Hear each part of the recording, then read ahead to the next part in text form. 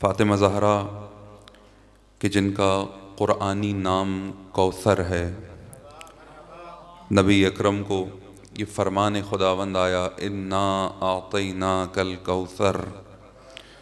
اے نبی، لوگ آپ کو ابتر ہونے کا طعنہ دیتے ہیں، ہم آپ کو خیر کثیر عطا کر رہے ہیں۔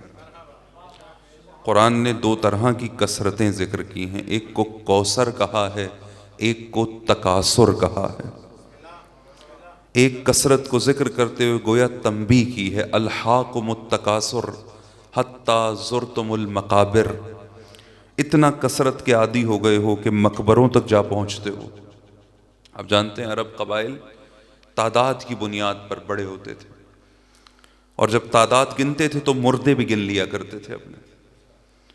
یہ بھی کثرت ہے، اور ایک کثرت خدا نے نبی اکرم کو عطا فرمائی۔ تکاثر اور کوثر کا فرق یہ ہے کہ کوثر اس کثرت کو کہتے ہیں جس کے ساتھ خیر بھی ہو، اور فقط خیر نہ ہو بلکہ خیر کثیر ہو، نہ ختم ہونے والا خیر ہو۔ اے نبی، ہم آپ کو کوثر آپ نے نہیں مانگا، ہم عطا کر رہے ہیں۔ انا اعطینا، ہم ہیں ہم، دو مرتبہ کہ جنہوں نے جو آپ کو، اے نبی خدا، آپ کو عطا ہے ہماری جانب سے۔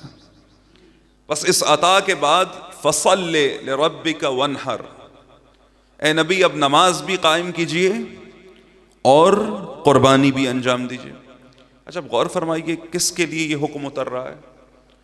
وہ نبی، وہ رسول، وہ عبد خدا کہ جس کے بارے میں قرآن خود کہتا ہے، خدا خود فرماتا ہے قم اللیل الا قلیلا، اے نبی قیام کیجئے مگر کچھ کم کر دیجئے، آپ کے پاؤں ورم کر جاتے ہیں قیام کی وجہ سے بارگاہ خدا میں۔ یا ام المومنین سوال کرتی ہیں رسول اللہ سے کہ آپ ہمیشہ کیوں ذکر استغفار دہراتے رہتے ہیں، آپ کی زبان پہ کیوں استغفار جاری رہتا ہے جبکہ آپ تو معصوم عن الخطا ہیں؟ تو نبی اکرم فرماتے ہیں کہ آپ نہیں چاہتی میں اللہ کا شاکر بندہ بن جاؤں؟ یعنی ذکر استغفار رسول اللہ کی زبان پر ہے۔ اس نبی کو یہ حکم ہو رہا ہے کہ فصل لے، نماز قائم کیجئے۔ کون سی نماز ہے جس کا حکم ہو رہا ہے؟ ہماری تو ستم ظریفی یہ ہے نا کہ ابھی ہمیں ممبر سے نماز پنجگانہ کی اہمیت کی تاکید و تبلیغ کرنی پڑتی ہے کہ بھائی یہ پڑھنی چاہیے۔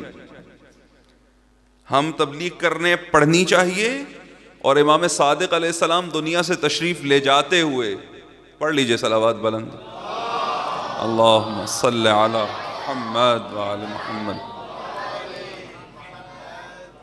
دنیا سے تشریف لے جاتے ہوئے آخری قول آقا کا یہ ہے کہ جس نے نماز کو ہلکا جانا، نمازی ہے مگر نماز پہ دوسرے کاموں کو ترجیح دے دیتا ہے، ذرا یہ کام کر لوں پھر پڑھتا ہوں، امام فرماتے ہیں وہ ہماری شفاعت سے محروم ہو جائے گا، اس تک ہماری شفاعت نہیں پہنچے گی جس نے نماز کو ہلکا جانا۔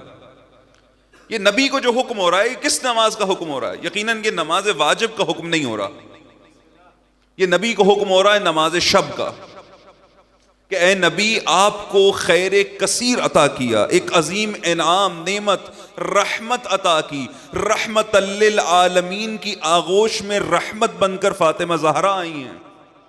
بس اے نبی فصل لے، نماز قائم کیجئے، لربک وانحر، اور نحر کیجئے، قربانی کیجئے۔ یہ کون سی نماز ہے؟ یہ نماز شب ہے، نماز شب کے قیام کا حکم دے رہا ہے پروردگار۔ اچھا کیا نبی کوثر عطا ہونے سے قبل نماز شب نہیں پڑھتے؟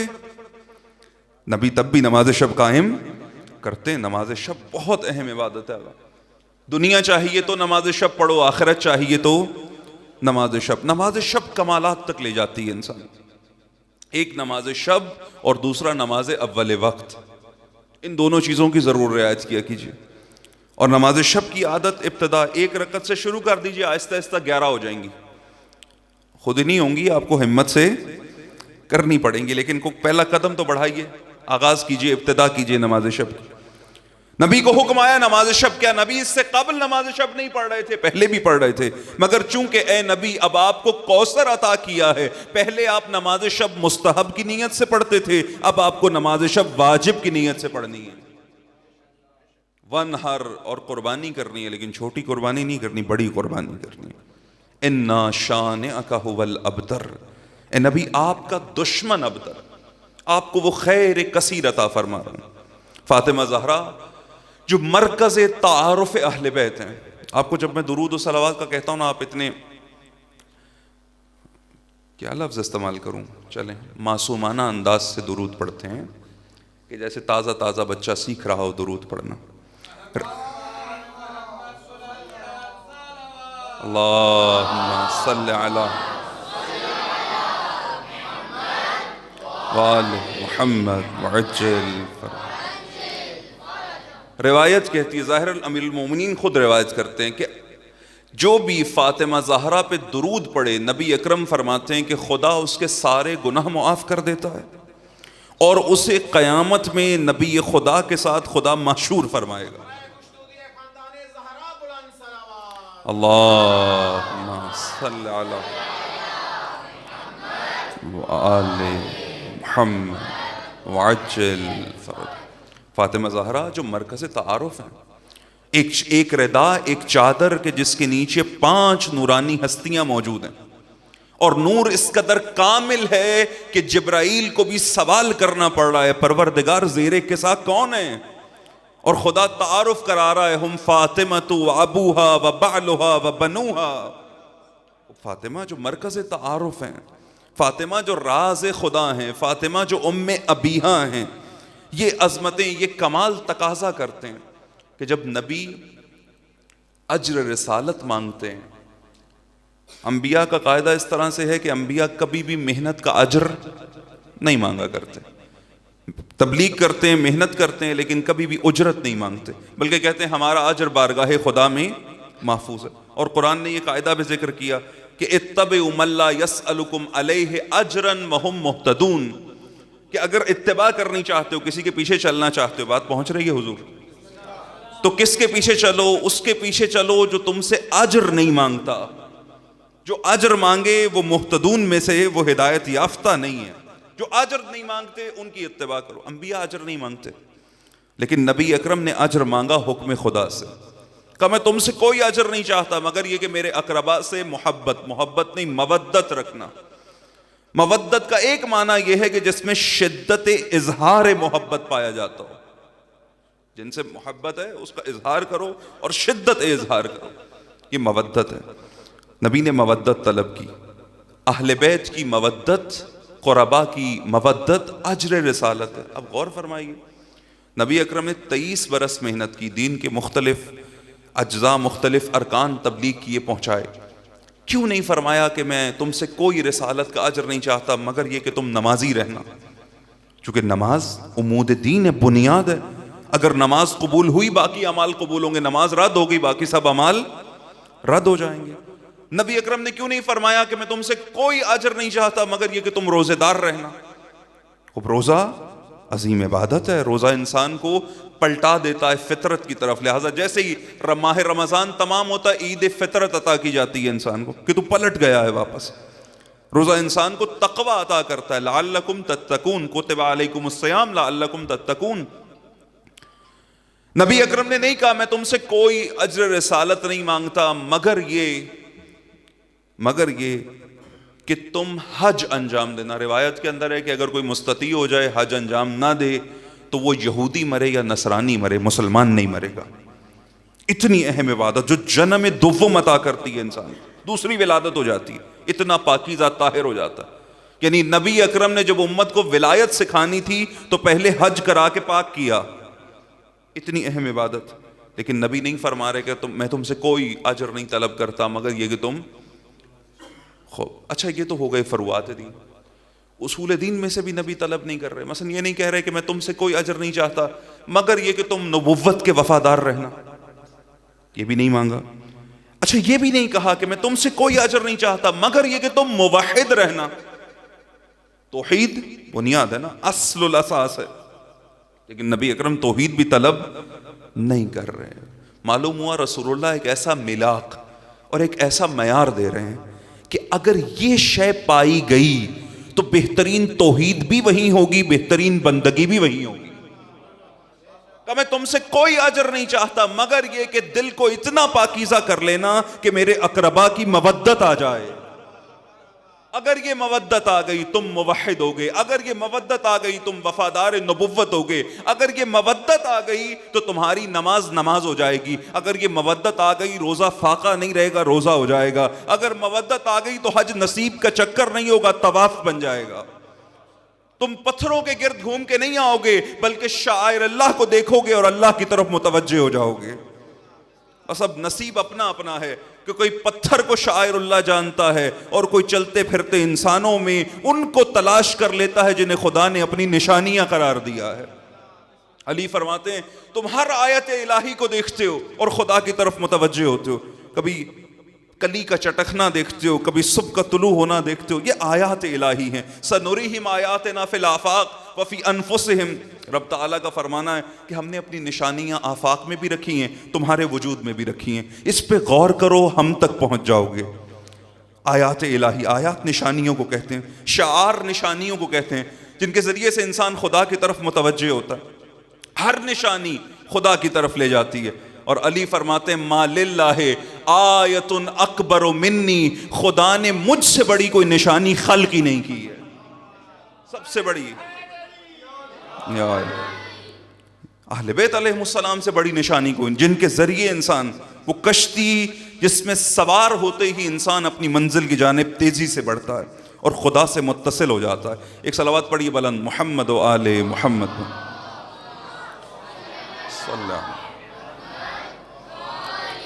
محمد وعجل فرج۔ اس سے بہتر انداز سے بلند صلوات پڑھ لیجیے گا، اللہ صلی علی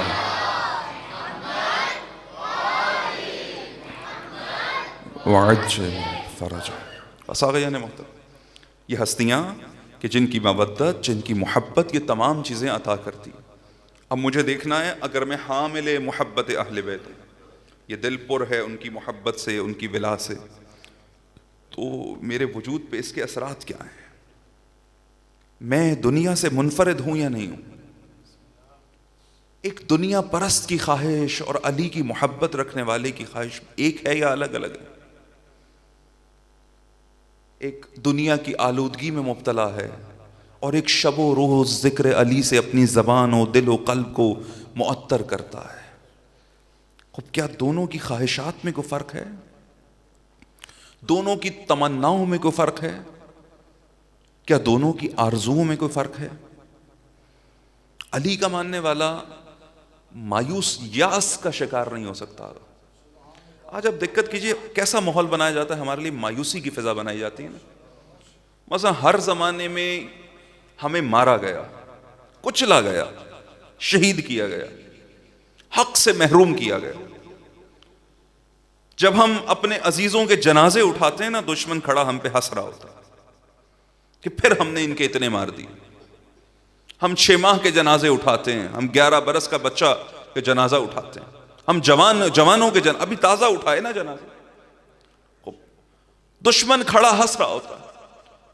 لیکن پوری ملت کے اندر نظر دوڑا لو، کہیں بھی آپ کو ہاں کچھ کمزور دل شاید ملیں، لیکن کہیں بھی مایوسی نظر نہیں آتی، یاس نظر نہیں آتا۔ اچھا کوئی چیز ہے بھی نہیں، بس غور کرتے ہیں کچھ نظر بھی نہیں آ رہا ہوتا، پھر بھی مایوس نہیں ہو رہے ہوتے۔ کیوں نہیں ہوتے؟ اس لیے کہ جب دشمن کھڑا ہو کے کہہ رہا ہوتا ہے نا کہ بھائی دیکھ آج ہم طاقتور ہیں اور ہم نے تمہیں کچل دیا، خوب تبھی علی والے کے دل میں اس بات کا یقین ہوتا ہے کہ اے دشمن، ممکن ہے کہ آج طاقتور تو ہے، مگر مجھے قتل ہو کے بھی یقین ہے کہ مستقبل ہمارا ہے،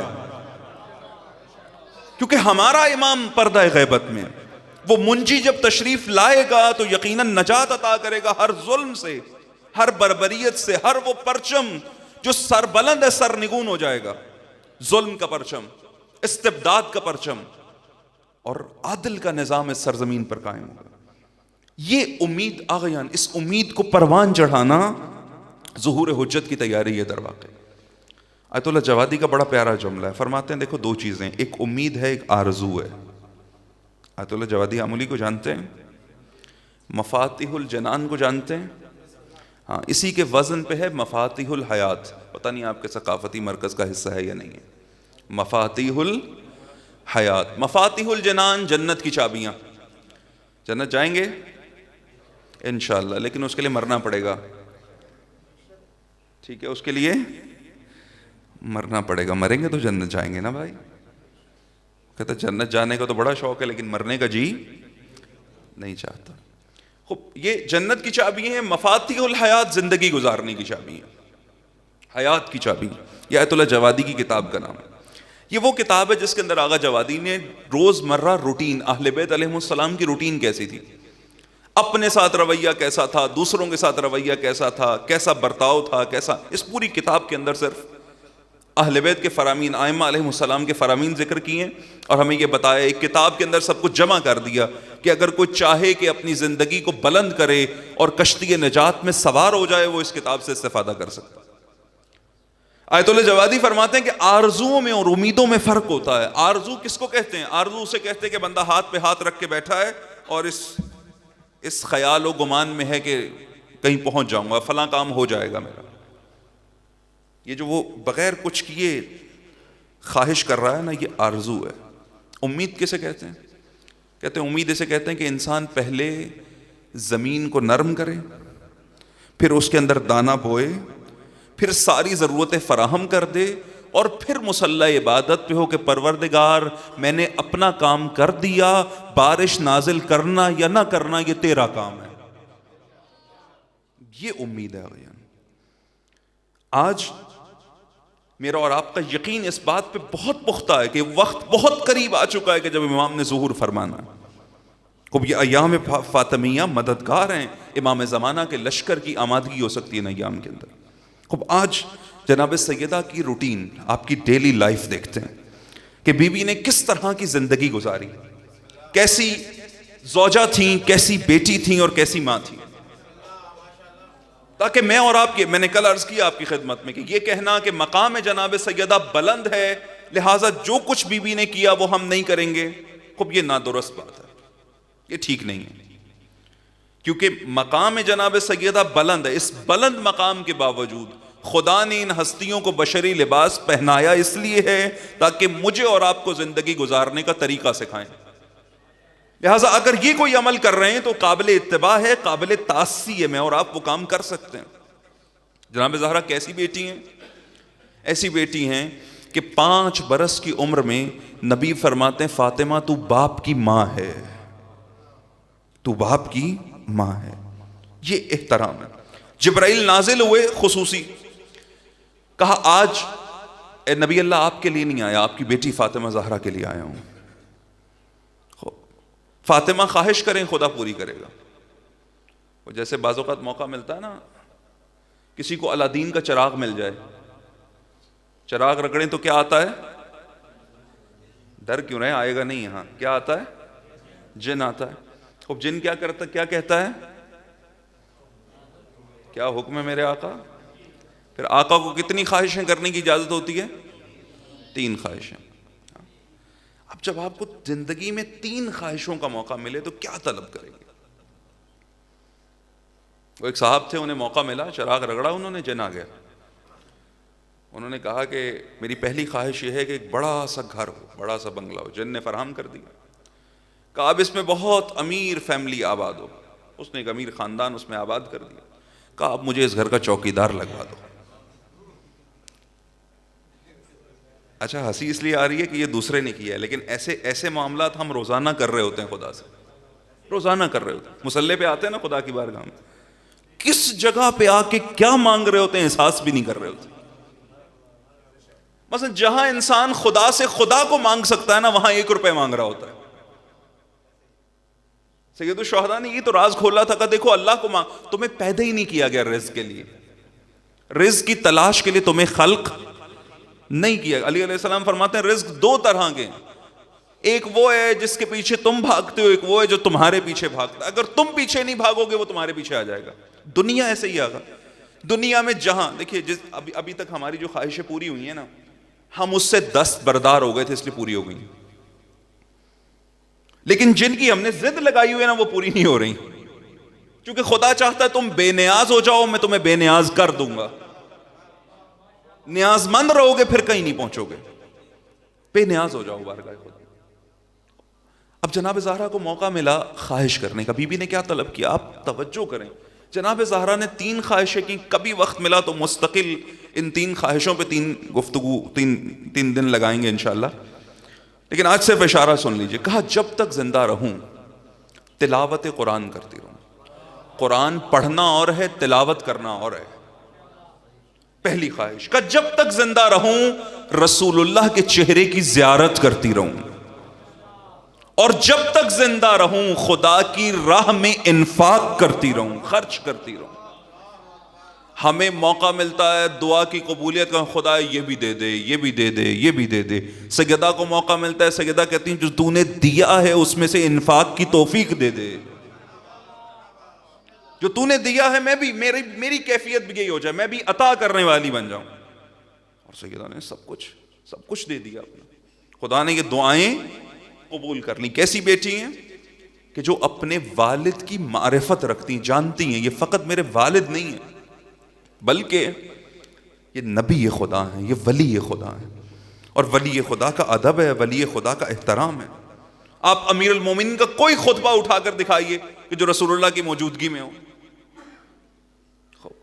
علی نہیں بولتے ہیں رسول کی موجودگی میں، عباس نہیں بولتے ہیں حسین ابن علی کی موجود، گرچہ سب سے بہتر جانتے ہیں، لیکن ولی کا ادب یہ جب ولی موجود ہو تو ولی کے احترام، ولی کے ادب میں خاموش. امام کی اطاعت کی جاتی ہے، اظہار نظر نہیں کیا جاتا. اسی لیے علی کی موجودگی میں فاطمہ زہرا دروازے پر آئی کہ علی ولی خدا ہے اور ولی خدا کا دفاع واجب ہے. علی اٹھنا چاہتے تھے، زہرا نے منع کیا، کہا یہ میدان میرا ہے علی، آپ نہیں جائیں گے میں جاؤں گی. کہ لوگ میرے گھر کی شان. اور ملتا ہے روایات کے اندر کہ ایک صاحب نے یہ کہا تھا کہ اس گھر کو اس وقت تک کچھ نہیں کہہ سکتے کہ جب تک اس گھر میں فاطمہ زہرا آئیں. سب کو پتا تھا کہ فاطمہ کے در کا احترام کیا. رسول اللہ کے احترام میں سورہ نور کی آیات نازل ہوئیں کہ دیکھو تم جس طرح ایک دوسرے کو پکارتے ہو نا اس طرح نبی کو نہ پکارا کرو. جناب زہرا نے انداز بدل دیا.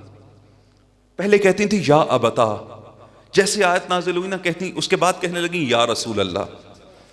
ایک مرتبہ سنا رسول اللہ نے، خاموش رہے. پھر کہا یا رسول اللہ، رسول اللہ پھر خاموش رہے. لیکن انداز بتا رہے تھے کہ فاطمہ جب یا رسول اللہ کہہ کے مخاطب کرتی ہیں تو رسول اللہ یہ چاہتے نہیں ہیں کہ فاطمہ مجھے رسول کہہ کے مخاطب کرے. جب بی بی نے دوسری یا تیسری مرتبہ تکرار کیا تو روک کر کہا فاطمہ یہ حکم دوسروں کے لیے، آپ کے لیے نہیں ہے، آپ مجھے بابا جان کہہ کے بلایا کیجئے. اب بتا کہ آپ کے منہ سے بابا اچھا لگتا. یہ رشتہ جو خدا نے قرار دیا، وہ کوثر جو خدا نے نبی کو عطا کی، کہ بابا کہہ کے بلایا کیجئے. ایسا رابطہ تھا رسول اللہ کا جناب سیدہ سے. ایک مرتبہ نبی اکرم جناب سیدہ کے گھر تشریف لے گئے. ایک صلوات پڑھ لیجئے محمد و آل محمد.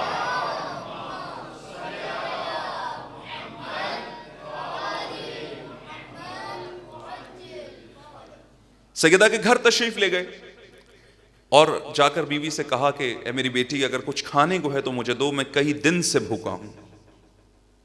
فاقے کی کیفیت. جناب زہرا نے کہا یا نبی اللہ، جیسی آپ کی حالت ہے ویسی ہمارے گھر کی بھی حالت ہے، کھانے کو کوئی غذا موجود نہیں ہے. رسول اللہ تشریف لے گئے. کچھ دیر گزری کہ ہمسائے سے 2 روٹیاں اور گوشت سالن تبرک آ گیا، بطور ہدیہ جناب سیدہ کی خدمت میں پیش کیا گیا. بی بی نے ہدیہ قبول فرما لیا، لیکن جیسے گھر میں لائیں اس سے پہلے کہ اپنے بچوں کو کھلاتی، اپنے عیال کو پیش کرتی، فرمایا میں تم پر رسول اللہ پر تم کو ترجیح نہیں دوں گی، پہلے یہ بابا کی خدمت میں، نبی خدا کی خدمت میں غذا پیش کروں گی. رسول اللہ تک قاصد بھیجا گیا، بلایا گیا نبی اللہ کو. رسول اللہ تشریف لائے بیت الشرف فاطمہ زہرا میں، اور یہ ماجرا بی بی نے بتایا کہ اس طرح سے غذا بطور ہدیہ آئی ہے اور آپ کی خدمت میں پیش کر رہی ہیں. رسول اللہ نے فرمایا کہ کتنی غذا ہے؟ کا مختصر ہے. کہا نہیں مختصر نہیں ہے، لے آؤ. جب جناب زہرا لے کر آئیں تو برتن تو ظرف تو اتنا ہی تھا، مگر غذا ایسی تھی کہ جیسے وہ ظرف پر ہو گیا اس غذا سے. رسول اللہ نے تناول کیا، جناب زہرا نے تناول کیا، حسنین نے تناول کیا، امیر المومنین تک قاصد بھیجا گیا، علی گھر آئے، علی نے وہ غذا تناول کی. اس کے باوجود غذا اتنی ہی تھی جتنی ابتدا میں تھی. رسول اللہ نے فرمایا. پھر رسول اللہ اپنی ازواج کے گھر بھی تشریف لے گئے تھے, کسی کے ہاں کچھ کھانے کو نہیں تھا. رسول اللہ نے اسی غذا میں سے سب کو ہدیہ بھیجا. راوی کہتا ہے جب میں نے یہ منظر دیکھا میں سمجھ گیا یہ نبی کی نبوت کی کرامت ہے, یہ عطا ہے رسول اللہ کی نبوت کی وجہ سے, رسول اللہ کی رحمت کی وجہ سے, کہ پروردگار نے اس مختصر سی غذا میں برکت عطا کر دی ہے. اور در واقع چونکہ مکالمہ باپ اور بیٹی کے درمیان تھا, دو ایسے منبعوں کے درمیان تھا جنہیں خدا نے واقعاً رہتی دنیا تک خیر کثیر قرار دیا ہے, لہٰذا خدا نے اس مختصر غذا میں برکت عطا فرمائی. اور پوری زندگی ایسی ہے جناب سیدہ, ایسی بیٹی کہ جس نے اپنے باپ کے مقام کو بھی سمجھا اور قدردانی بھی کی. لہٰذا رسول اللہ بھی قدردان تھے جناب سیدہ کے, اور خصوصی درس پڑھایا کرتے تھے امیر المومنین علیہ السلام کو رسول اللہ. یہ درس مختلف مقامات پہ ہوا کرتا, لیکن تنہا جب یہ درس جناب زہرا کے گھر پہ ہوتا تو بی بی اس درس میں شریک ہوا کرتی ہیں. یہ عزت, یہ مقام رسول اللہ کی نظر میں تھا جناب زہرا کا, اور اسی طرح سے بی بی بھی رسول اللہ کا احترام فرمایا کرتی تھی. اچھا, یہی بیٹی, یہی رحمت جب زوجہ بنی, ازدواج ہوا, ظاہراً کچھ وقت بعد رسول اللہ, سب نمازی منتظر ہیں ظاہراً نماز فجر, اب جتنا میرے ذہن میں نماز فجر کا وقت ہے, نمازی منتظر ہیں کہ نماز پڑھیں, اور رسول اللہ علی کا ہاتھ پکڑ کے کھڑے ہیں. علی یہ بتاؤ زہرا کو کیسی زوجہ پایا؟ کہ فاطمہ اب تمہارے ہاں چلی گئی ہیں, کیسی زوجہ پایا زہرا کو؟ علی علیہ السلام فرماتے ہیں نعم العون فی طاعت اللہ, کہ میں نے زہرا کو بہترین مددگار پایا اللہ کی بندگی میں. وہ علی کے میدان بندگی میں جس کا کوئی ثانی نہیں ہے, عبودیت جس کا امتیاز ہے, جس نے دنیا کو بندگی سکھائی ہے. بشر بندگی کے قابل نہ ہوتا اگر علی بندگی نہ سکھاتے. خوب وہ علی فرماتے بندگی میں میری مددگار کا نام فاطمہ زہرا ہے. پھر نبی اکرم خدمت جناب زہرا میں تشریف لے گئے. کہا میری بیٹی یہ بتاؤ علی کو کیسا پایا؟ کہ علی کو بہترین انسان پایا, سب سے اشرف, سب سے اعلیٰ پایا. مگر اے میرے بابا جان, قریش کی کچھ خواتین یہ کہہ رہی تھی کہ رسول اللہ نے اپنی بیٹی کے ساتھ اچھا نہیں کیا. اتنے اچھے اچھے گھروں کے رشتے تھے, مالدار لوگوں کے, اور نبی اللہ نے اپنی بیٹی کی شادی علی سے کر دی کہ علی بظاہر مال و ثروت و دولت نہیں رکھتے. رسول اللہ نے فرمایا اے میری بیٹی, یہ بات یاد رکھنا کہ خدا نے زمین و آسمان کا سونا و چاندی و جواہرات مجھے اور علی کو عطا کیا, ہم نے وہ ترک کر کے خدا کی اطاعت کو ترجیح دی ہے. اے میری بیٹی یاد رکھنا, نہ تیرا بابا غریب ہے نہ تیرا شوہر غریب ہے, کہ خدا نے تمام انسانوں پہ نگاہ دوڑائی, تمام انسانوں کا بغور جائزہ لیا, اور پھر اس کے بعد ایک کو چن کے تیرا بابا بنایا, ایک کو چن کے تیرا شوہر قرار دیا. کہ زہرا ہم غریب نہیں ہیں, خدا نے کائنات کی تمام عظمتیں ہمیں عطا فرمائی. کہ علی اول مسلمین ہے, علی سے بڑھ کے کوئی شجاع نہیں ہے, علی سے بڑھ کے کوئی مرد میدان نہیں ہے. اور جناب زہرا نے حق ادا کر دیا. علی علیہ السلام اسی کیفیت میں علی علیہ السلام تشریف لائے, اور آ کر جناب زہرا سے کہتے ہیں کہ بی بی اگر ممکن ہے تو کچھ غذا دیجیے. جناب سیدہ کہتی ہیں علی پچھلے 2 دن سے گھر میں کھانے کو کچھ نہیں ہے, حسنین اور میں فاقے سے ہیں, کچھ غذا کا حصہ تھا جو میں نے آپ کی خدمت میں پیش کر دیا. علی علیہ السلام نے یہ سنا, غمزدہ ہوئے شدید, اور فوراً تقاضا کیا کہ آپ نے مجھے بتایا کیوں نہیں؟ جناب سیدہ نے فرمایا اے علی اس لیے نہیں بتایا کہ میں نہیں چاہتی کہ آپ سے اس شے کا تقاضا کروں کہ جسے پورا کرنے میں آپ کو زحمت اٹھانی پڑے. اگر لگژریز کی بات نہیں ہو رہی ہے, بیسک نیڈ, بنیادی ضرورت, غذا, روٹی. کوئی جناب سیدہ بتا رہی ہیں کہ یہ غذا دنیا کی خاطر آخرت قربان نہیں کی جاتی. یہ غذا کی کمی اس لیے نہیں ہے کہ کھانے کو کچھ نہیں تھا, مال نہیں تھا, ثروت نہیں تھی, دولت نہیں تھی. یہ غذا کی کمی اس لیے ہے کیونکہ جو کچھ تھا وہ سب کچھ خدا کی راہ میں دے دیا. سب کچھ خدا کی راہ میں دے دیا، ایثار کیا۔ جب 3 دن حسنین کی بیماری پہ اہل بیت نے روزہ رکھا، جناب فضہ نے روزہ رکھا، حسنین نے روزہ رکھا، اور امام علی علیہ السلام اور جناب سیدہ نے روزہ رکھا علیہم السلام، 3 دن مسلسل۔ علی علیہ السلام کچھ آٹا لے کر آئے، سیدہ نے 3 حصے کیے، 3 دن کی افطار آمادہ کی۔ افطار آمادہ تھی، لیکن اس سے قبل کہ خود کھاتے کسی نے مانگ لیا، وَيُطْعِمُونَ الطَّعَامَ عَلَى حُبِّهِ مِسْكِينًا وَيَتِيمًا وَأَسِيرًا، خب یہ طعام قربان کر دیا گیا، یہ طعام ہدیہ کر دیا گیا۔ علی علیہ السلام نے کہا کیوں نہیں مانگا آپ نے مجھ سے؟ آج ہماری خواتین کیا، اب یہ زیادتی ہو جائے گی اگر صرف ایک طرف اشارہ کیا جائے تو، ہم سب اس طرح ہو چکے ہیں۔ ہماری اگر کوئی چھوٹی سی چیز پوری نہیں ہو رہی ہوتی نا تو ہم سمجھتے ہیں دنیا یہیں ختم ہو گئی ہے۔ دنیا کا چھوٹا سا نقصان ہے، علی علیہ السلام کی وصیت میں ہے کہ اگر دنیا تم سے جدا ہو جائے تو بیٹھ کے جزا و فضا مت کرنا، دنیا ہے ہی ایسی کہ جدا ہونے والی۔ دنیا اسی طرح سے، دنیا آج ہے، دنیا کل۔ دنیا کا قاعدہ یہ آگا، دنیا میں جس چیز سے آپ محبت کریں گے یا آپ اسے چھوڑ جائیں گے یا وہ آپ کو چھوڑ جائے گی۔ سب فانی ہے، سب ختم ہونے والا ہے۔ کس کے ساتھ دل لگایا ہوا ہے؟ دل وہاں لگاؤ کہ جو باقی ہے، اس باقی سے رابطہ برقرار کر لو، وہ تمہیں مٹنے نہیں دے گا، وہ تمہیں ختم نہیں ہونے دے گا۔ جب یہ جذبہ ہو نا گھر میں، مثلا جناب سیدہ گھر کے سارے کام خود کرتی ہیں، اتنا تھک جاتی ہیں بی بی کہ علی علیہ السلام فرماتے ہیں کہ بی بی جو لباس پہنتی ہیں، یہ لباس اس کا رنگ تبدیل ہو جاتا ہے چولہا جلانے کی وجہ سے۔ ہاں اس وقت سوئی گیس نہیں تھی، لہٰذا ٹینشن بھی، کپڑے خراب ہوتے تھے، بندہ خراب۔ ہاں اب سوئی گیس ہے، چلا کے میں بعضوں کو کہا کرتا ہوں کہ آج کل آپ کسی کی جان اس سے مانگ لیا کرو، لیکن اگر موبائل فون اس کے پلگ میں چارج کرنا ہے نا تو اس سے پہلے پوچھا کرو کہ کر لوں، کیونکہ زندگی آسان ہے، بجلی والا معاملہ مشکل ہے بھائی، اگلا اجازت نہ دے یہ حرام ہو جائے گا، وہ اجازت ضرور لے لیا کرو اگلے سے۔ ایسے چولہا جلا کر بی بی کام کیا کرتی تھی گھر کے، دن بھر جو کام کرتی، گھر کی صاف صفائی کرتی، گرد و غبار سے لباس میلا ہو جایا کرتا۔ سیدہ پانی اٹھا کر لاتی، بدن پہ اس کے آثار و نشان ظاہر تھے۔ علی علیہ السلام نے یہ دیکھا، بہت رنجیدہ ہوئے علی، اور جناب زہرا سے کہا کہ آپ جائیے اپنے بابا کی خدمت میں، نبی خدا کی خدمت میں، اور رسول اللہ سے ایک کنیز طلب کیجیے کہ جو آپ کی مددگار ہو۔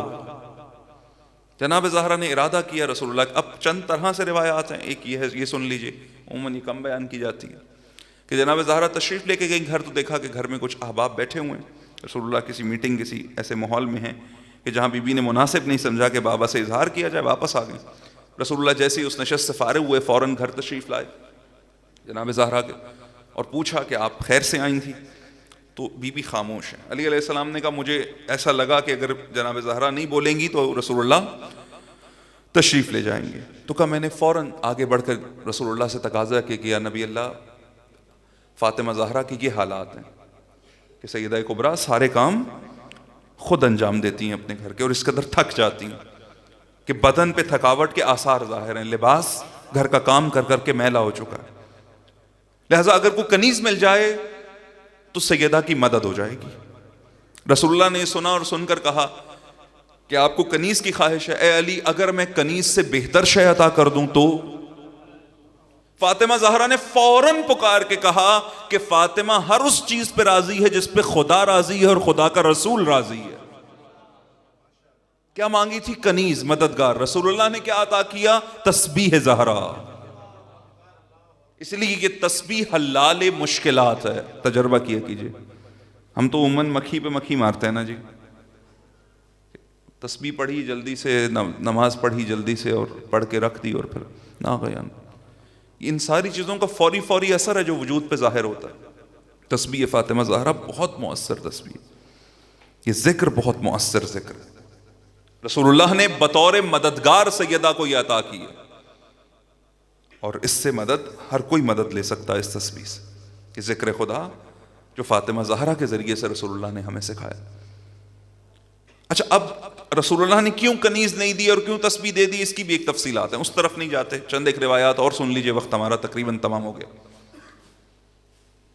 ایک طرف جناب سیدہ خود کو تھکا رہی ہیں، علی علیہ السلام پریشان ہے، دوسری طرف علی علیہ السلام کا رویہ کیا ہے؟ اب اس سے پہلے کہ میں یہ کہوں کہ اس سے یہ نتیجہ نکلتا ہے کہ خواتین کو گھر کا کام کرنا چاہیے، خوب تھوڑا سی اگلی بات بھی سن لیجئے۔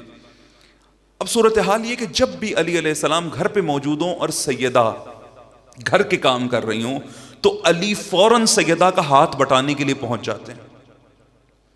جانتے ہیں کہ فاطمہ اتنی چکی چلاتی ہیں کہ ہاتھ پہ چھالے ہیں، آبلے ہیں، لہٰذا اب علی ساتھ بیٹھ جاتے ہیں اور فاطمہ مل کے چکی چلاتے ہیں۔ فاطمہ و علی بیٹھ کے چکی چلا رہے ہیں، آٹا پس رہا ہے، اتنے میں رسول اللہ تشریف لے آتے ہیں اور اپنی بیٹی فاطمہ سے کہتے ہیں پھاطمہ اٹھو، کچھ اور کام کرو، یہ چکی میں چلاؤں گا علی کے ساتھ۔ اور رسول اللہ بیٹھ جاتے ہیں اور وہ چکی چلانا شروع کر دیتے ہیں۔ اگر گھر اس تعاون سے بنتا ہے، تعاونوا علی البر والتقوی ولا تعاونوا علی الاثم والعدوان۔ اچھا، در عین حال کہ یہ فقہی مسئلہ تو اب سب کو ہی پتہ لگ گیا، پہلے کبھی شاید نہیں پتا تھا کہ گھر کے کام کرنا خاتون پہ واجب، اس کی ذمہ داریوں میں شامل، حتیٰ اگر بچے کو دودھ پلانے کی بھی اجرت طلب کرے اس کے باپ سے تو حق رکھتی ہے۔ دیکھیے دین اسلام جو ہے نا وہ بہت بیلنس دین ہے، چونکہ ہم ان بیلنس ہیں، کبھی کسی حصے کو لے لیتے ہیں، کبھی کسی حصے کو لے لیتے ہیں، اور پھر الزام اسلام کو دیتے ہیں کہ اسلام نے یہ بات بیلنس نہیں کی، جبکہ اسلام نے مکمل اعتدال کے ساتھ، عدل کے ساتھ چیزوں کو پیش کیا۔ کہ خاتون کی ذمہ داری نہیں ہے کہ وہ آپ کے کپڑے استری کرے، آپ کے بچوں کے کپڑے دھوئے، کپڑے استری کرے، آپ کے لیے کھانا بنائے، غذا، کوئی ذمہ داری نہیں ہے اس کی۔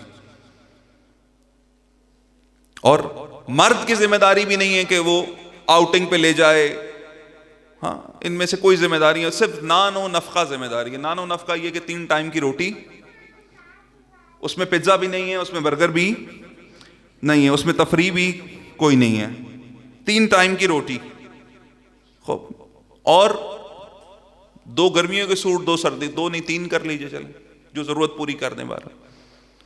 اب غور فرمائیے، اگر اس قانون کے مطابق زندگی گزاریں میاں و بیوی گھر میں، یہ قاعدہ لاگو ہو تو زندگی گزرے گی یا رک جائے گی؟ گزرے گی یا رک جائے گی؟ مثلا ایک ماں ہے جو بچوں کے لیے غذا ہی نہیں پکا رہی، اور ایک والد ہے جو بچوں کی ماں کے لیے 1 یا 2 سوٹ لے کے آتا ہے اور روزانہ اس کو دال کھلاتا ہے۔ گزرے گی زندگی؟ اتنی دالدار زندگی نہیں گزرے گی نا۔ تو پھر اسلام نے ایسی بات کیوں کی ہے؟ دین نے ایسا قانون کیوں بنایا؟ قانون اس لیے بنایا ہے تاکہ کسی کا استحصال نہ ہو۔ ادھر یہ قانون بنایا اور ادھر کہا فاطمہ بہترین اسوہ ہے، زندگی بچانی ہے اس لیے قانون بنا دیا، اور زندگی گزروانی ہے اس لیے علی و فاطمہ کی زندگی بطور نمونہ پیش کر دی۔ جب ازدواج ہوا مولا علی کا اور جناب سیدہ کا، خدمت رسول اللہ میں پہنچے، یا نبی اللہ۔ اب کیا علی و فاطمہ نہیں جانتے تھے ہماری ذمہ داریاں کیا بنتی ہیں؟ رسول اللہ یا نبی اللہ ذمہ داریاں معین فرمائیے۔ رسول اللہ نے کہا گھر کے کام فاطمہ انجام دیں گی، باہر کے کام علی انجام دیں گے۔ سیدہ نے کہا میں اس تقسیم پہ بڑی راضی تھی کہ مجھے گھر میں رہنا ہے۔ آقایان محترم، اخلاق زندگیاں گزرواتا ہے، بہترین اخلاق۔ اور اخلاق یہ ہے کہ جب آپ کو گالی دی جائے نا تو جواب میں آپ نے گالی نہیں دینی، جب آپ کو برا کہا جائے تو جواب میں آپ نے برا نہیں کہنا۔ بات لمبی ہو رہی ہے، بہرحال کل کی کسر نکل رہی ہے، یہ عامر بھائی چھیڑ دیتے ہیں ہمیں، پھر ہماری اگلے پروگرام ڈسٹرب ہو جاتے ہیں۔ آپ صلوات پڑھ لیں محمد و آل محمد، اللہم صلی علی۔ خدا کی قسم اس صلوات کا مطلب یہ کہ تقریر یہیں ختم کر دو، کوئی کام کی بات نہیں کر رہے ہو۔ اللہم صلی علی محمد وعجل۔ بلند صلوات بلند پڑھنے میں بھی ایک فلسفہ ہے، نفاق دور ہوتا ہے اس سے۔ ایک شخص مسجد نبوی میں تھا، لوگوں دیکھ رہا تھا، لوگوں کو مختلف دعائیں آتی تھیں، سب دعائیں پڑھ رہے تھے، یہ صرف درود پڑھ رہا تھا۔ بعد میں معصوم کی خدمت میں آئے گا، سب کو بڑی بڑی دعائیں یاد تھی، مجھے کچھ نہیں آتا تھا، میں درود پڑھتا رہا۔ معصوم نے کہا تو نے سب سے بہترین کام کیا۔ درود میں برکتیں ہیں، یہ مکمل دعا ہے، اور ایسی دعا ہے جو خدا قبول کرتا ہے، اور ایسا نہیں ہوتا کہ خدا ایک بات قبول کر لے اور دوسرے کو رد کر دے۔ درود بے بہا برکتیں رکھتا ہے۔ ایسا آمادگی کے ساتھ تلاوت درود کیا کیجئے۔ یہ باتیں مجھے اور آپ کو صرف مجھے زبان سے ادا نہیں کرنی اور آپ کو کانوں سے نہیں سننی، بلکہ ہمیں اپنے وجود کا حصہ بنانی ہے۔ ایک دوسرے کے حقوق کا بھی خیال رکھیے، اور اپنے حق کا نہیں، دوسرے کے حق کا پہلے خیال کیجئے۔ دو طرح کے پارٹنر ہوتے ہیں، البتہ دوسرے پارٹنر کو بھی اتنا خراب نہیں ہونا چاہیے، ہمارے یہاں بہت خراب ہو گیا۔ ایک ہوتا ہے بزنس پارٹنر اور ایک ہوتا ہے لائف پارٹنر۔ ایک کاروبار کا ساتھی ہوتا ہے اور ایک زندگی کا ساتھی ہوتا ہے۔ عموماً ہوتا ہے ایسے، کاروبار کے ساتھی ہمیشہ اپنے اپنے نفع کی سوچتے ہیں، دونوں اپنے نفع کی سوچ رہے ہوتے ہیں۔ زندگی کا ساتھی وہ ہوتا ہے کہ جو اپنے نہیں، اپنے ساتھی کے نفع کا سوچتا ہے۔ زندگی حسین گزرتی ہے، زندگی خوبصورت گزرتی ہے، کچھ برداشت کرنا پڑتا ہے، کچھ تعاون کرنا پڑتا ہے۔ یقین جان لیں، ولیمے کا کھانا ہضم نہیں ہوتا تو طلاق کے کاغذات سامنے آ رہے ہوتے ہیں۔ یہ ماحول کس نے بنا دیا؟ میں بہرحال ہاتھ جوڑ کے عرض کر رہا ہوں، اگر گھروں میں بڑے رہیں نا، بڑے معاشروں میں بڑے رہیں، تو بڑے چھوٹے مسئلوں کو بڑا بننے نہیں دیتے۔ بڑا کہتے ہی اسے ہیں کہ جو کسی چھوٹے مسئلے کو بڑا بننے نہ دے۔ جو چھوٹے چھوٹے مسئلوں کو بڑا بنا دے وہ بڑا نہیں ہوتا۔ بڑے کیا کرتے ہیں؟ بچے لڑ کے آتے ہیں، وہ قیامت آ گئی، لڑ لیے، ملیں گے نہیں، وہ ایک دوسری اس کو مارتے ہیں، کس کو مارتے ہیں، چلو صلح کرو۔ وہ کہتا ہے، وہ اپنی کہانی سنا رہا تھا، وہ کہتا ہے چھوڑو جو بھی ہو گیا، بس ابھی ختم کرو، جلدی سے صلح کرو، گلے مل لو۔ ایسا ہوا نا بچپنے میں؟ واقعی زندگی ایسی ہے، میں مرنا جینا ختم کر دوں گا، میں اس کا چہرہ نہیں دیکھوں گا، میں اس کے قریب نہیں جاؤں گا، میں یہ نہیں کروں گا۔ اگلے 1 گھنٹے بعد یہ غصہ ختم ہو جائے گا، شیطان اتر جائے گا، اس وقت خیال آئے گا کہا کیا ہے، کیا کیا ہے۔ پروردگار نے ہمیں کچھ چیزوں کا اختیار دیا نا، مثلا ہمیں دل دیا، دل کے دروازوں کا اختیار بھی دے دیا۔ کہتا ہے میری مخلوق پہ دروازے بند نہ کرنا، اگر تم میری مخلوق پہ دروازے بند نہیں کرو گے، ان کی خطاؤں کو دیکھ کے بھی انہیں معاف کرو گے، میں تم پہ دروازہ بند نہیں کروں گا۔ یہ کیسے ہو سکتا ہے کہ خدا نے ایک دل میرے اختیار میں دیا، میں نے اسی کے سارے دروازے سب پہ بند کر دیے؟ ناغیان۔ اور خصوصاً گھروں میں بین الاحباب، دوستوں کے درمیان، اقربا کے درمیان، ساتھیوں کے درمیان ادب و آداب واجب ہو جاتے ہیں۔ ہاں، اس میں اب کئی ساری جزئی نقطے ہیں جن پہ بات کی جا سکتی ہے، ہر ایک کی صورتحال الگ الگ ہے۔ ہاں، اب آپ سب اپنی اپنی صورتحال سوچ رہے ہیں اس وقت بیٹھ کے، اور اس میں فٹ ہونا چاہ رہے ہیں، ہر ایک کی صورتحال الگ الگ ہے، لیکن قاعدہ کلی ایک ہے، اور وہ یہ ہے کہ دنیا میں مختلف قومیں مختلف زبانیں بولتی ہیں، ہر زبان ایک خاص علاقے کے اندر محدود ہے، لیکن ایک تنہا زبان ہے کہ جسے جانور بھی سمجھتے ہیں، اور اسے محبت کی زبان کہا جاتا ہے۔ اگر کسی کا دل واقعاً شقی ہے اور آپ کی محبت کے جواب میں بھی نفرتیں آ رہی ہیں، تم محبت بند نہ کرو، یہ محبت نفرت پہ غالب آ جائے گی۔ رسول اللہ کی خدمت میں ایک شخص آیا، اور آ کر جو منہ میں آیا رسول اللہ کو کہہ دیا، اتنا بھرا ہوا تھا، غصہ تھا اس کے اندر۔ رسول نے فرمایا اس کی زبان کاٹ دو۔ اب وہ ذاکرین اسے بڑے مزیدار انداز سے پڑھتے گئے تھے، ہر وہ چھری تلوار بار آ گئی جو میدان جنگ میں کبھی کام، انہوں کہا چلو ایک حکم پہ تو عمل کریں نا رسول اللہ کے۔ وہ چلے زبان کاٹنے، علی علیہ السلام نے پکڑ لیا، کہا رکو۔ علی اس کے پاس گئے، کہا بتا تیری حاجت کیا ہے، تیری ضرورت کیا؟ مسافر ہے، زاد راہ چاہیے گی، بھوکا ہے، کھانا چاہیے، لباس نہیں ہے، لباس چاہیے، کیا ضرورت ہے؟ اچھا، اس نے دیکھا کہ میں تو گالیاں دے رہا تھا، میں تو سب کر رہا تھا، یہ کون ہے جو گالیوں کے جواب میں اتنا بلند اخلاق پیش کر رہا ہے؟ خوب کچھ دیر گزرے، آقا کی گفتگو اس سے تمام ہوئی، گالیاں دیتا آیا تھا، رسول اللہ کا قصیدہ پڑھتا لوٹ گیا۔ اب یہ جو چھری تلوار والے تھے نا، یہ دوڑ کے رسول اللہ کے پاس گئے کہ یا نبی اللہ، آپ نے کہا تھا زبان کاٹو، علی انعام دے رہے ہیں، اب یہ الفاظ میرے ہیں۔ نبی اللہ نے فرمایا ہم ایسے ہی زبان کاٹا کرتے ہیں، ہماری زبان کاٹنے کا انداز یہ ہے کہ جب بد اخلاق زبان ہمارے سامنے چلے تو ہم بد اخلاقی کر کے زبان دراز نہیں کرتے، بلکہ خوش اخلاقی سے اس بد اخلاق زبان کو کاٹ دیا کرتے ہیں۔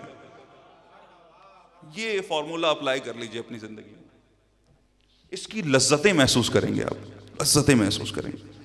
جب گھر میں تعاون کی فضا ہو تو کیا برکتیں ہوتی ہیں. آگا اب یہ روایت بھی سن لیجئے، بہرحال کچھ چیزیں رہ گئی ہیں، اب کل کوشش کریں گے جہاں تک ممکن ہوگا. ظاہراً سلمان فارسی کہتے ہیں میں نے غور دیکھا کہ ایک مرتبہ جناب زہرا کے بیت الشرف کی حالت یہ ہے کہ حسین علیہ السلام چھوٹے سے ہیں اور بھوک کی وجہ سے رو رہے ہیں، اور جناب سیدہ چکی چلا رہی ہیں، اور آپ کا ہاتھ آبلے ہیں، ہاتھ پہ چھالے ہیں، اور اسی تکلیف کے عالم میں بی بی چکی چلا رہی ہیں.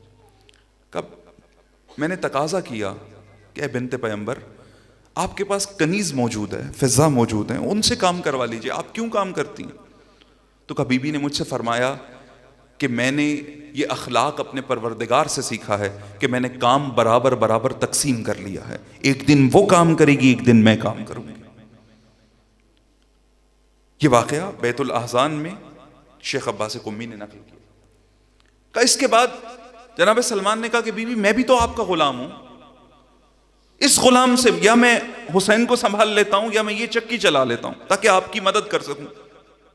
جناب زہرا نے کہا کہ میں حسین کو بہتر سنبھال سکتی ہوں، اگر تم کچھ کرنا چاہتے ہو تو یہ چکی چلا لو تاکہ کچھ آٹا پس جائے.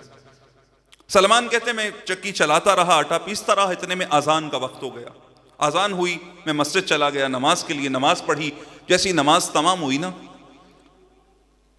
تو میں نے یہ سارا ماجرا علی علیہ السلام کو بتا دیا. کہ جیسے علی نے یہ سنا، علی کی آنکھوں میں آنسو آ گئے کہ سیدہ کس قدر خود کو تھکاتی ہیں گھر کے کاموں میں. اب علی وہ ہیں جن کے پاس لمحہ لہجہ لہجہ علی کا قیمتی ہے. علی میدان جنگ کے مجاہد ہیں، علی کی تلوار کی غنیمت ہے جو آج تک بعض نمک حرام بیٹھ کے کھا رہے ہیں اور نمک حرامی کر رہے ہیں. اسلام سے جس جس نے عزت حاصل کی ہے، یہ عزت رہین منت علی ابن ابی طالب ہے. علی کو جتنا موقع ملتا ہے دلجوئی کرتے ہیں سیدہ کی، ساتھ دیتے ہیں سیدہ کا. لیکن جب یہ دیکھا نا، یہ سنا یہ واقعہ، تو علی کی آنکھوں میں آنسو آئے.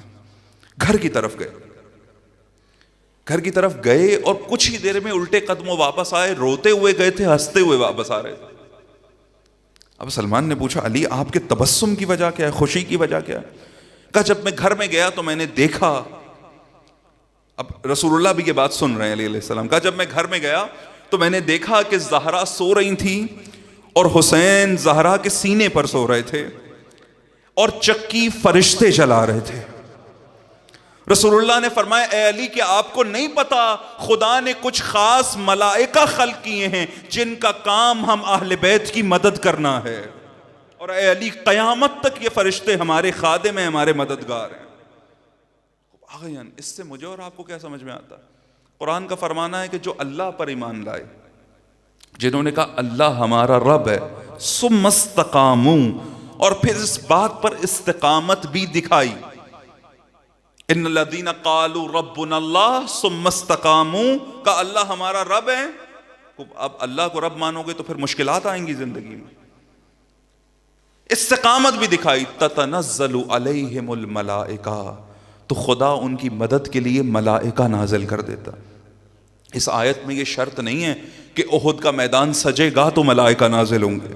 احد کے میدان کا اختصاص یہ ہے کہ ملائکہ اترے، علی کی شکل میں اترے. لیکن فرشتے جہاں جہاں جو اپنے ایمان کا اظہار کرے اور اس پہ قائم رہے، خدا اس کی مدد کے لیے فرشتے بھیج دے گا.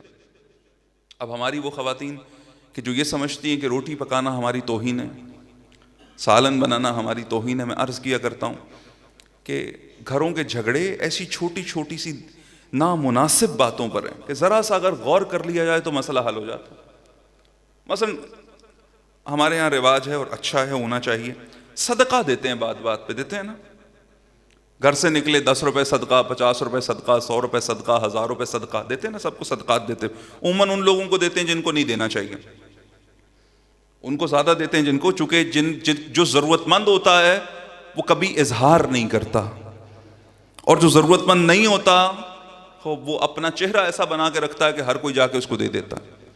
آپ جانتے ہیں صدقے کی حقیقت کیا ہے؟ رسول اللہ فرماتے ہیں تم پہ ہر روز صدقہ دینا لازم ہے. اصحاب نے کہا یا نبی اللہ پہلے کھانے کو آدھی کھجور ہے، 70 بندے ہیں، ہاں یہ بھی صدقہ کر دیں تو سارا بجٹ صدقے میں چلا جائے گا، کریں کیا؟ رسول اللہ نے فرمایا ایک دوسرے کو مسکرا کے دیکھا کرو، جب یہ مسکراہٹ دوسرے کے چہرے پہ آ جائے یہ صدقہ ہے۔ فرمایا سڑک پہ چلتے ہوئے پتھر ہٹا دیا کرو رستے سے، یہ صدقہ ہے۔ آیان محترم کدھر صدقے دے رہے ہو پیسوں میں؟ دیو چو بیرون روت فرشتے در آیت، اندر سے بھوت نکالو تاکہ فرشتہ آ سکے۔ اور بھوت یہ ہے کہ جب گھر میں ہو گھر والوں کے ساتھ تعاون کرو، روٹی پکانے کی تپش سے بچ جاتے ہو اور زندگی کو جہنم کی تپش میں جلا دیتے ہو۔ اچھا لشکر امام زمانہ میں عنقریب بن رہا ہے نا یہ لشکر، عنقریب کیا بن رہا ہے؟ ابھی آمادہ ہو رہا ہے یہ لشکر، نام لکھوائے جا رہے ہیں اس کے اندر کون کون خود کو تیار کر رہا ہے۔ لشکر امام زمانہ میں خواتین بھی ہوں گی نا جی؟ آپ کو یقین نہیں ہے؟ پریشان ہو گئے سن کے؟ ہوں گی بھائی، ہوں گی۔ خوب اب امام زمانہ نے تقاضا کیا کہ میرے لشکر نے روٹی کھانی ہے، لہٰذا تمام خواتین روٹی پکائیں۔ اب امام زمان کے لشکر میں موجود خواتین یہ کہیں کہ بھائی ہم تو اسے ننگوار جانتے تھے کہ ہم روٹی پکائیں، ہم تو پکاتے نہیں تھے، میڈ پکاتی تھی، ہمیں تو گول روٹی پکانی آتی نہیں۔ آغیان محترم جب آپ کہتے ہیں نا کہ میں اپنے آپ کو امام زمانہ کے لیے تیار کر رہا ہوں، تو ہر اس ذمہ داری کے لیے تیار کیجئے جو آپ کو جچتی ہے، آپ کی ذمہ داری ہے۔ ذمہ داریوں سے بھاگنا کمال نہیں ہے، ذمہ داریوں کو اس طرح سے انجام دیجئے اگر آپ نے ارادہ کر لیا اپنے گھر کو پرسکون بنانے کا، خدا آپ کی مدد کے لیے واقعاً فرشتے بھیجے گا۔ رسول اللہ نے جب اپنی بیٹی کو دیکھا نا کہ گھر میں جھاڑو دے رہی ہیں، کہا فاطمہ جانتی ہو گھر میں جھاڑو دینے کا اجر کیا ہے؟ کہا یا نبی اللہ بیان فرمائیے۔ کہا گھر میں جھاڑو دینا ایسا ہے کہ جیسا خانہ کعبہ کے صحن میں جھاڑو دینا ہے۔ جب سیدہ کو دیکھا کہ سیدہ بچوں کے کپڑے دھو رہی ہیں، کہا فاطمہ پتہ ہے اس کا اجر کتنا ہے؟ کہا یا نبی اللہ بیان کیجئے۔ کہا جیسے ان کپڑوں سے میل نکلتا ہے خدا تمہارے گناہ بخش دیتا ہے۔ سیدہ سے پوچھا گیا کہ ایک خاتون کب خدا کے سب سے زیادہ نزدیک ہوتی ہے؟ کہا جب گھر کے کاموں میں خود کو تھکا رہی ہوتی ہے، تب خدا کے سب سے زیادہ نزدیک ہوتی ہے، سب سے زیادہ قریب ہوتی ہے۔ یہ بندگی ہے، یہ وہ زندگی ہے جو اہل بیت علیہ السلام نے گزاری، حسین زندگی۔ اس میں کوئی شے بوجھ نہیں ہوتی، اس میں تعاون ہوتا ہے۔ اگر کوئی ارادہ کرے سیرت فاطمہ زہرا پہ چلنے کا تو پھر وہ ہاتھ بھی چاہیے کہ جو تعاون کریں، جو مددگار بن جائیں۔ آغیان محترم اب سیرت سیدہ سے متعلق اور خصوصاً اس پہلو سے متعلق اور بہت ساری چیزیں ذکر کی جا سکتی ہیں، لیکن کل آخری فرصت ہے جس میں کوشش کروں گا کہ سیدہ کے جہاد کو آپ کی خدمت میں پیش کروں۔ وہ جہاد جو فاطمہ زہرا نے انجام دیا، گھر کو ترک کیا، صرف روٹیاں نہیں پکائیں بلکہ جب ضرورت پڑی میدان میں آنے کی تو سیدہ میدان میں حاضر ہو گئیں۔ لیکن اس عظمت و شان کے ساتھ وہ مصیبتیں تھیں، وہ قیامت کی مصیبتیں تھیں جو سیدہ پہ ٹوٹی۔ سب سے بڑی مصیبت یہ تھی کہ رسول اللہ دنیا سے تشریف لے گئے۔ یہ وہ مصیبت تھی کہ جس نے فاطمہ زہرا کو تڑپا دیا۔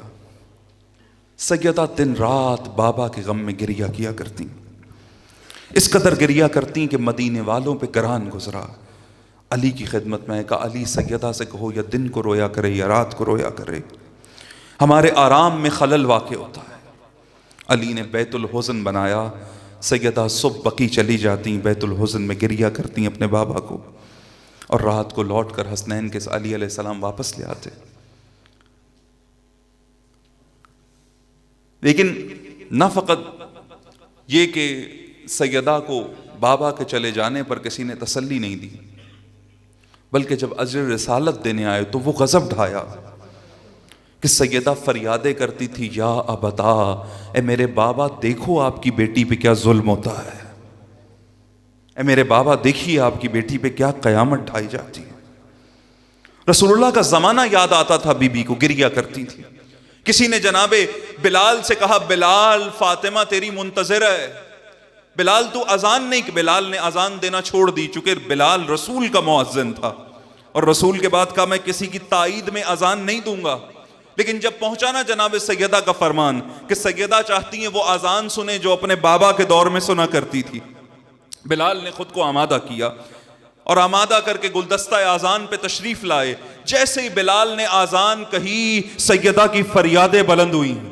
بابا کا زمانہ یاد آ گیا. ایک مرتبہ بلال اذان کہتے کہتے جیسے ہی پہنچے نا اشہد ان محمدن عبدہ و رسولہ، سیدہ کی چیخ بلند ہوئی اور بی بی غشی کے عالم میں چلی گئیں.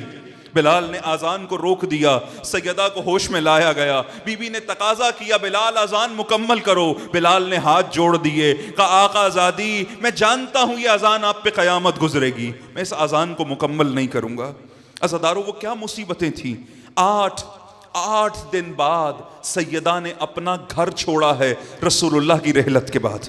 اس عالم میں کہ بی بی کی ابا زمین پہ لگتی جاتی تھی، اطراف میں بیویاں موجود تھیں، آنکھ میں اتنے آنسو تھے کہ سیدہ کو رستہ نظر نہیں آتا تھا. اپنے بابا کی قبر پہ گئی، تعویذ قبر پہ خود کو گرایا، کہا بابا آپ کی بیٹی پہ قیامت گزر گئی. آپ کے جانے کے بعد امت نے ایسا اجر رسالت دیا کہ سیدہ کے لیے اٹھنا بیٹھنا مشکل ہو گیا ہے. سیدہ کی ایک ایک سانس قیامت بن گئی ہے. صبت علی مصائب لو انہا صبت علی الایام سرنا لیالیا. اے بابا جان آپ کے بعد اتنی مصیبتیں ٹوٹی ہیں، روشن دنوں پہ پڑتی تو سیاہ راتوں میں بدل جاتے. عزادارو آج اسما کی وہ روایت سنو اور اسی پہ مصائب، شاید چند منٹ زیادہ لوں آپ کے لیکن تمام کروں گا. سیدہ نے امیر المومنین گھر میں تشریف لائے اور ایک مرتبہ دیکھا کہ سیدہ بچوں کے کپڑے دھو رہی ہیں. علی نے تقاضا کیا، کہا بی بی آپ بیمار ہیں، بستر پہ تشریف فرما ہوں. علی علیہ السلام کو سیدہ فرماتی ہیں علی مجھے پتہ لگ گیا ہے آج میرا آخری دن ہے. علی میں نے چلے جانا ہے، میں یہ نہیں چاہتی کہ میرے جانے کے بعد میرے بچے میلا لباس پہنے. علی اس لیے بچوں کے کپڑے دھو رہی ہوں. روایت کہتی ہے ایک مرتبہ سیدہ نے علی کو دیکھ کے رونا شروع کیا. علی نے پوچھا بی بی کیوں روتی ہو؟ کہا آپ کی تنہائی کو دیکھ کے روتی ہوں. علی آپ تنہا رہ جاؤ گے، آپ کی تنہا مددگار دنیا سے چلی جائے گی. اور اس کے بعد جناب زہرا نے عجیب محبت بھرے جملوں سے علی کو پکارا، کہا یا قرین البتول.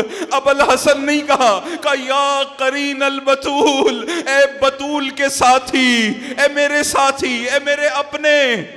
ابکنی علی مجھ پہ بھی گریا کرو، علی میری مظلومیت پہ بھی آنسو بہاؤ. پھر وصیتیں شروع کی، کہا علی میرے بعد ازدواج کرنا مگر میرے بچوں کا خیال رکھنا. علی اس کا خیال رکھنا جسے فرات کے کنارے پیاسا ذبح کر دیا جائے گا. سیدہ کی وصیتیں سنی. وہ وقت قریب آ گیا جب سیدہ نے خصوصی وصیتیں فرمائیں اور علی سے پوچھا علی کیا آپ وصی بن سکتے ہیں؟ حالات آپ کو اجازت دیتے ہیں، اگر آپ وصی نہیں بن سکتے میں کسی اور کو وصیت کروں گی. علی علیہ السلام نے فرمایا آپ وصیت کیجئے، جس حد تک ممکن ہوا میں عمل کروں گا. کہا علی میرا جنازہ رات میں اٹھائیے گا، علی مجھے خود غسل دیجئے گا، علی مجھے خود کفن پہنائیے گا، علی میری قبر کا نشان مٹا دیجئے گا، علی رات کی تاریکی میں میرے جنازے میں کسی کو شرکت کی اجازت نہ دیجئے گا. چند افراد کے نام لیے کہ بس ان کو اجازت ہے، ان کے سوا کوئی میرے جنازے میں شرکت نہ کرے. تنہائی میں جنازہ اٹھائیے گا، میرے جنازے کو تابوت میں اٹھائیے گا. علی نے ہر وصیت سن لی. اور پھر وہ وقت آ گیا کہ جناب اسما کہتی ہیں جناب سیدہ نے غسل کیا، غسل کر کے صاف لباس پہنا اور گھر کے درمیان میں سیدہ لیٹ گئیں اور مجھے یہ کہا کہ میں منہ تک چادر لے کر لیٹ رہی ہوں، کچھ دیر بعد مجھے آواز دینا، اگر میں نے جواب دیا تو ٹھیک، اگر جواب نہ دیا تو سمجھ جانا کہ فاطمہ زہرا نے اپنے بابا سے ملاقات کر لی ہے. اسما کہتی ہے میں دیکھتی رہی، کچھ دیر گزری تو میں نے پکار کے سیدہ کو آواز دینا شروع کی، اے رسول اللہ کی بیٹی میری بات سنیے، اے کائنات میں افضل ترین کی بیٹی میری بات سنیے. کہ جب سیدہ نے جواب نہیں دیا نا، میں نے چادر اٹھائی، دیکھا روح فاطمہ قفس عنصری سے پرواز کر چکی ہے. اسما کہتی مجھ سے برداشت نہیں ہوا، میں بی بی کے رخسار کو چومتی رہی اور گریا کرتی رہی. اتنے میں اسما بنت امیس کہتی ہیں میں گھر سے باہر نکلی، میں نے دیکھا حسنین، ننھے 2 بچے. حسنین پوچھتے ہیں اے اسما یہ بتا ہماری ماں کی کیا خبر ہے؟ کہا میں حسنین کو کچھ نہ بتا سکی. اتنے میں حسن و حسین گھر میں آ گئے، ایک پاؤں کی طرف بیٹھ گیا، ایک ماں کے چہرے کی طرف بیٹھ گیا۔ حسن نے پکار کے کہا اماں جان میری بات کا جواب دو ورنہ میں مر جاؤں گا۔ حسین ماں کے قدموں کو چومتے ہیں، ماں میری بات کا جواب دیجئے ورنہ میرا جگر پھٹ جائے گا۔ اتنے میں اسما کہتی ہیں میں نے حسنین سے کہا جاؤ مسجد جاؤ، ابو الحسن کو خبر کرو سیدہ گزر گئی۔ جب یہ خبر ابو الحسن تک پہنچی، علی کھڑے کھڑے زمین پر گر گئے، علی پہ غشی طاری ہوئی، علی کو بیدار کیا گیا، گھر کی طرف بڑھے۔ جب گھر میں بچوں کو روتا دیکھا کہا گریہ نہ کرنا، کسی کو پتہ نہ لگے تمہاری ماں گزر گئی، اگر گریہ کرنا چاہتے ہو ضبط کر کے گریہ کرو۔ بس عزادارو اب علی نے وصیتوں پہ عمل شروع کیا۔ پہلی وصیت یہ ہے علی مجھے خود غسل دینا، جو علی دوسروں کو کہتے تھے بلند آواز سے گریہ نہ کرنا، جب غسل دینا شروع کیا دیوار پہ سر رکھ کے چیخے مارتے تھے۔ علی سے پوچھا گیا علی عرب مرد اپنی بیویوں کے غم میں نہیں روتے؟ کہا زہرا نے مجھے نہیں بتایا۔ ارے زہرا کا پہلو زخمی تھا، ارے سیدہ کی ایک ایک سانس قیامت تھی، اس زخم نے میرا جگر پھاڑ دیا۔ علی نے جنازے کو آمادہ کیا، کفن پہنایا۔ بس آخری جملے سنو، ایک مرتبہ جب آمادہ کر لیا نا، بچوں کو بلایا، کہا آؤ بچوں ماں سے وداع کر لو، اس کے بعد اب جنت میں ملاقات ہوگی۔ آگے بڑھے، حسن و حسین آگے بڑھے، زینب ام کلثوم آگے بڑھی۔ علی فرماتے میں گواہی دیتا ہوں جب فاطمہ کے بچے فاطمہ کے قریب ہوئے نا تو بندے کفن فاطمہ کھل گئے اور حسنین کو اپنی آغوش میں بھر لیا، چونکہ بی بی جانتی تھی میرا صرف پہلو زخمی ہوا ہے، میرے حسن کا جگر ٹکڑے ٹکڑے ہو جائے گا اور میرے حسین کا پورا بدن صحرائے کربلا میں ٹکڑے ٹکڑے کر دیا جائے گا۔ علی نے اتنے میں بچوں کو جدا کیا، ہاتف غیبی کی ندا گونجی، علی بچوں کو جدا کرو، فرشتوں نے عبادت ترک کر دی ہے، نظام عالم درہم و برہم ہو جائے گا۔ نہ جانے کیسے علی نے بچوں کو جدا کیا، رات کی تاریکی میں جنازہ لے کر چلے، دیکھا پیچھے کوئی آ رہا ہے، جنازہ رکھ دیا، حسنین کو بھیجا، کہا جا کے بتاؤ ہماری اماں جان کی وصیت ہے جنازے میں کوئی شرکت نہیں کر سکتا۔ بس عزادارو حسنین نے لوٹ کر واپس آئے، کہا بابا چھوٹی بہن زینب آ رہی ہے، کہا جنازہ یہی رہنے دو، پہلے زینب کو گھر چھوڑ کر آؤ۔ بس عزادارو زینب کو گھر چھوڑ کر آئے، پھر جنازہ اٹھا، قبرستان تک پہنچا۔ علی نے عالم غربت میں 40 قبریں بنائیں، ایک قبر کے کنارے جسد فاطمہ لے کے پریشان کھڑے ہیں، کوئی محرم موجود نہیں ہے، حسنین چھوٹے ہیں، تنہا کیسے دفناؤں؟ اتنے میں قبر سے 2 ہاتھ بلند ہوئے، علی تڑپ کے کہتے ہیں یا نبی اللہ، علی شرمندہ ہے، جب امانت لی تھی سالم تھی، آج پہلو شکستہ ہے، علی نہیں بتا سکتا یہ پہلو کیسے ٹوٹا، اپنی بیٹی سے خود پوچھئے گا۔